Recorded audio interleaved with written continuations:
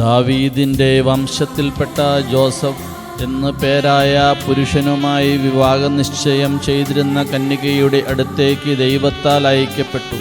അവളുടെ പേര് മറിയം എന്നായിരുന്നു. വിശുദ്ധ ലൂക്ക അറിയിച്ച നമ്മുടെ കർത്താവ് ഈശോ മിശിഹായുടെ പരിശുദ്ധ സുവിശേഷം അധ്യായം 1 വാക്യം 27.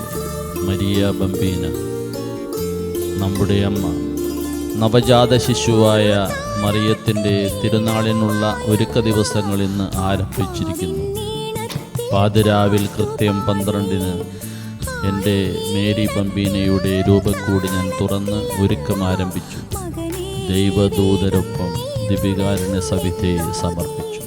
നമ്മുടെ കർത്താവ് ഈശോ മിശിഹായുടെ കൃപയും പിതാവായ ദൈവത്തിൻ്റെ സ്നേഹവും പരിശുദ്ധാത്മാവിൻ്റെ സഹവാസവും കുർബാനയുടെ അമ്മയും ആദ്യസക്രാരിയുമായ മേരി ബംബീനയുടെ മധ്യസ്ഥതയിലൂടെ നമ്മിൽ നിറയട്ടെ. ആമേൻ.